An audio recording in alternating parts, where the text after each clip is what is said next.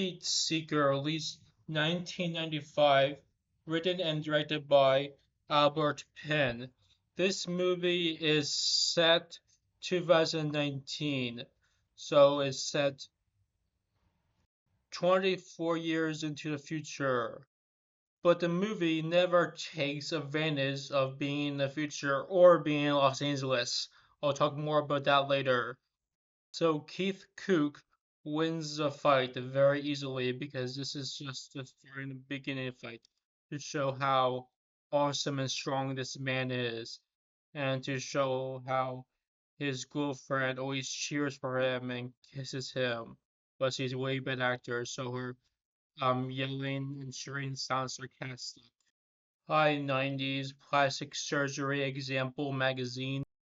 Red and blue, those are the colors of the future in the 90s. And blue, it looks like freaking Thomas the Tank is in face. So we see a robot that never comes back into the movie being built, and we see a woman and then two robot pieces being put together because sex. It's an extremely stupid scene. So we see the elders played by Tony Matus, Augustus Vixa, and Tim Thomerson. Filipino actors playing stereotypical Asian guys. Wait, that guy isn't even Asian looking. Whatever, I'm offended by one stereotype character enough with that Asian mustache. Tim Thomerson has a long fingernail and ridiculous red hair to stand out, but IMDb just describes him as a old elder, so he is in not that much of the movie. So I guess they have to make it memorable, so it can be one of the few things I remember about this movie. The actor villain who's been in most of the movie is Burton Richardson, and he doesn't even have an IMDb picture, but he has been in 28 films. Why did I rant about that so much? Is because there's not that much talk about this movie. That editing was extremely obnoxious, really focusing on punching and kicking, but now looks kind of good, but the fight is still way too fast. But I'm going to complain about the fighting being longer later. We already know he's a good fighter. He can defeat that guy very easily. Now we're in Rome, Italy. The movie doesn't take advantage of that setting, so whatever. The next 4 minutes of this scene is just fighting, and it's not good scene of fighting because there's way too many fade in and out shots, and when it focuses on the fighting, it shows the audience right away, and it's just way poorly done. Again, something with way too much editing for me to focus on how good and realistic the fighting is. And it gets even more blurry as the scene goes on until he wins again. He wins twice in this 4 minute sequence. This is a repeat of the scene from the beginning, and is a repeat of the scene in a scene. He actually wins 4 times in this scene. We see him win 4 times against the same guy, and it just keeps getting blurrier and stupid slow-mo, and it's just not a good looking fight because it has too many editing tricks. And no, the girlfriend's cheering acting does not get better. They have a date in Rome, and it is different setting, but it looks nothing like the future, so whatever. And she tells him that if he loses, she will never see him again. Just because you give a woman a lesbian cut doesn't mean she's a strong female character. She still has the only rule of cheering, basically fully cloth sex when she's with the man. When she's getting tortured by putting something that shocks her in her neck, is done very quick and with way too many sound effects, so we feel no impact and does not feel real, so it's gratuitous and there's no disturbing point to it. If you're going to have a disturbing concept, at least spend the time to make it actually disturbing, so it feels like actually has a point in the film besides torturing a woman. Nibeleza, whatever, it still doesn't look like the future. There were escalators in 1995.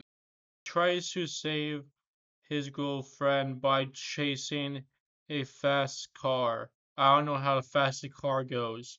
I hope it's faster since it's a freaking future. Some adults steal his clothes because of Malaysian stereotypes. Some kids steal his clothes because of Malaysia stereotypes. He gets on a towel and he's just able to run away from getting shot down because there's modifiers on his body, and a woman steals a towel from him, so we get to see Keith Cook's ass.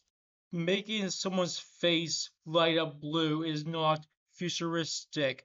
There was lava lamps in 1995.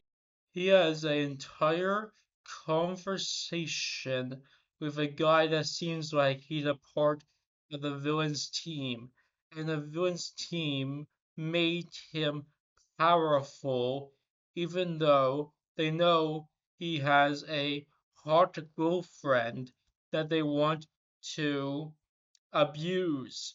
So they make him powerful enough to save the day. This does not make any sense. Why would they make him powerful enough to defeat them if they want to abuse his girlfriend? She is wearing seafood cloth. Only the man is allowed to talk. Scene we saw earlier in the film, but it's even more blurry now. Man being intimidated by another man, even though he's much stronger than this man, and was given the modifications by this man. And the title looks ridiculous, so he should not be intimidated.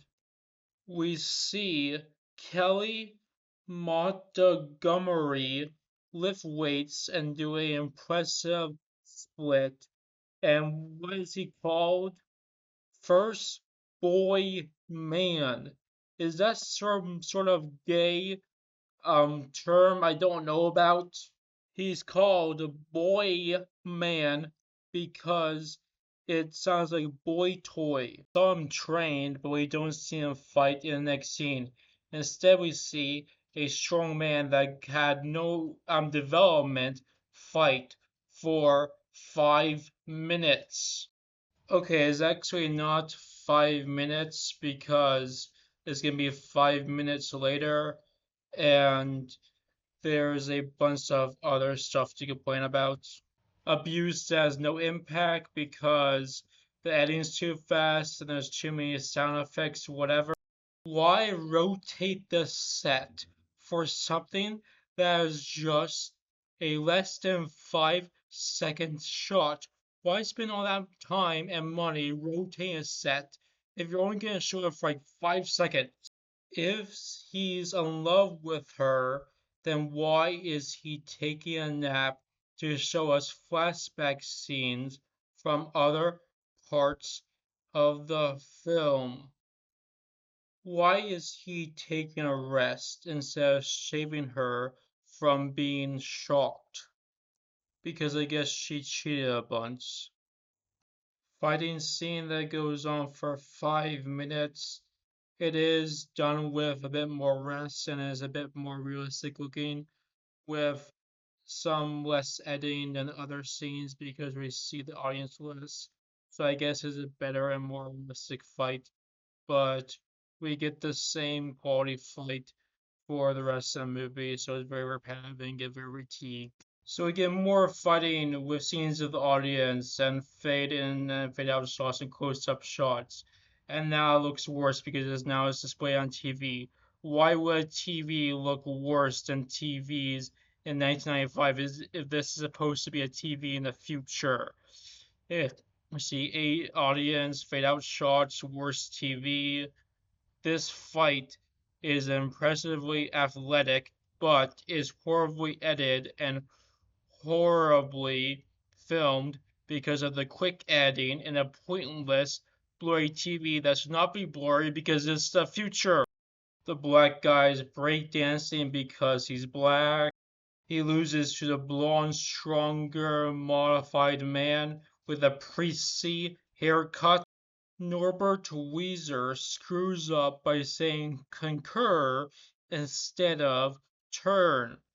This actor, who has been in 100 movies, does not give a crap about this one. The hero cares about the villain being injured for some reason. I have no idea why. And I know this sounds immature, but it's kind of gay. This is one of those movies that is a case of the not gays. 10 minutes of fight scenes that have the same edit problems that I complained about before. Of course, he wins, and there's a fight scene between two women, and then both the man and the woman kiss because two men were fighting and two women were fighting, and they kiss at the end because this movie has a case of the not gays. So that's HeatSeeker. This is a terrible movie with stuff that does not look like the future. I don't even know why this movie is in the future. It's not futuristic enough to have a point to being in the future. And the fighting is way too quickly edited. The entire movie is way too quickly edited. None of the abuse that a woman is dealing with and none of the fighting has any impact because, well, the fighting's more than a movie, so that has a bit of impact, but is way too quick editing to focus on fighting still.